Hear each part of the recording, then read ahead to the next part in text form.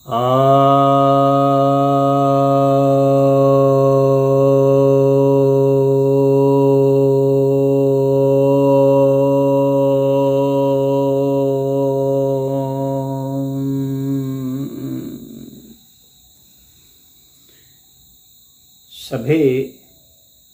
भक्तजनों को सप्रेम नमन। एक जिज्ञासा आई है कि भगवान बुद्ध के भगवान विष्णु के अवतार होने के बौद्ध ग्रंथ में क्या कोई प्रमाण है?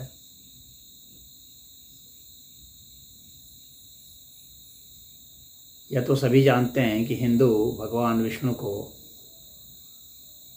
मानते हैं कि भगवान विष्णु ही भगवान बुद्ध के रूप में अवतरित हुए हैं और इसको नवा अवतार भगवान विष्णु का कहा जाता है भगवान बुद्ध को।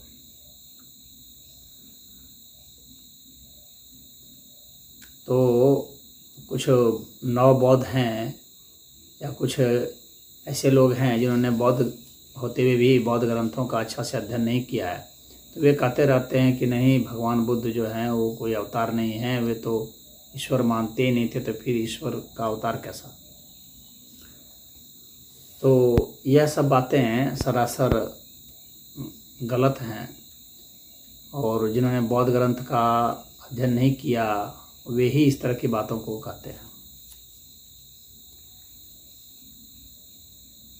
और जो नवबौद्ध हैं वे बेचारे कोई एजेंडा के तहत वे भगवान बुद्ध को भी नहीं मानते हैं। मानते हुए भी जितना हिंदू मानते हैं भगवान बुद्ध को, उतना ये नवबौद्ध नहीं मानते, क्योंकि भगवान बुद्ध के बताए गए उपदेशों को और उनकी बातों को नवबौद्ध नहीं लेते, वे उतना ही लेते हैं जितना से उनका कोई एजेंडा सिद्ध होता हो। ये कोई राजनीतिक कीड़ा जो है उनमें चलता रहता है,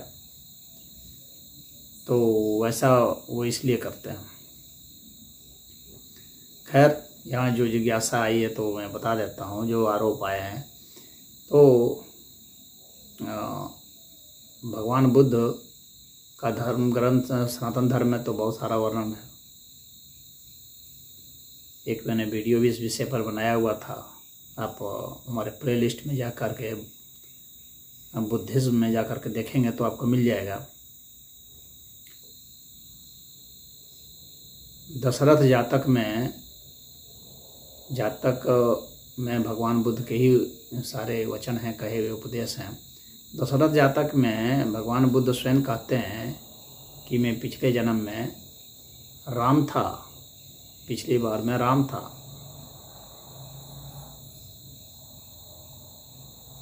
यह वह कहते हैं। और ये जो देवदत्त है यही रावण था। तो भगवान बुद्ध ने तो स्पष्ट कहा है।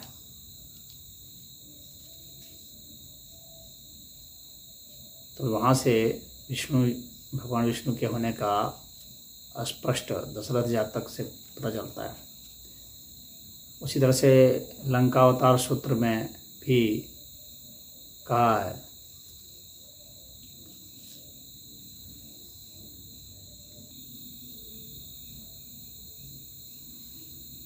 तो मेरे कहने का तात्पर्य यही है कि आप वहाँ जाकर देखेंगे तो आपको प्रमाण मिल जाएगा। बाकी ऐसे सनातन धर्म में तो बहुत सारे प्रमाण हैं, बौद्ध ग्रंथों में भी बहुत हैं। ललित विस्तर में भी भगवान बुद्ध का जिक्र आया है इस विषय में। तो लंकावतार सूत्र में भी है, दशरथ जातक में स्पष्ट है। तो आप वहाँ से समझ सकते हैं कि भगवान विष्णु का अवतार इन्हें क्यों कहा गया। और कोई यह सोच सकता है कि इन्हें शिव का अवतार क्यों नहीं कहा गया, भगवान विष्णु का ही क्यों कहा गया। तो इसके पीछे कारण यह है कि भगवान विष्णु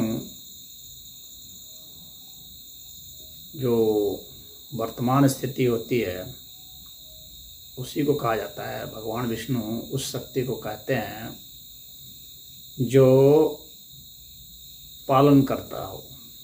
विष्णु पालन करने की शक्ति है और सर्वव्यापकता की शक्ति है। सर्वव्यापकता को भी विष्णु कहा जाता है। तो जो वर्तमान स्थिति होती है वही सर्वव्यापक होता है। और जो पालन है वह पालन इस अर्थ में होता है कि इस समय क्या है उसी को विकसित होकर के आगे क्या होना है, यह पालन की स्थिति मानी जाती है। यानी वर्तमान को होल्ड किए रहना। तो वर्तमान की जो स्थिति होती है इसी को बुद्धत्व भी कहा जाता है, क्योंकि आप बोध भी वर्तमान को ही कर पाएंगे। अतीत का और भविष्य का बोध नहीं होता है। बोध तो सिर्फ वर्तमान का ही होता है, अभी जो है। तो इसीलिए इन्हें विष्णु का अवतार कहा जाता है, अन्य का नहीं। तो बोधगम्य हैं और वर्तमान की ही व्यापकता होती है, इसलिए वर्तमान का विष्णु शक्ति होने का बुद्ध को एक दूसरा नाम दिया जाता है, बुद्ध का। यानी आप समझ सकते हैं बुद्ध वह अवस्था है जहाँ हम विष्णु तत्व को महसूस कर सकते हैं। बुद्ध अवस्था हो गया, विष्णु तत्व हो गया। तो इसमें इतना ही है, बाकी आप खुद ग्रंथ का अध्ययन कर लें जाकर। रेफरेंस मैंने आपको दे दिया है। ओम।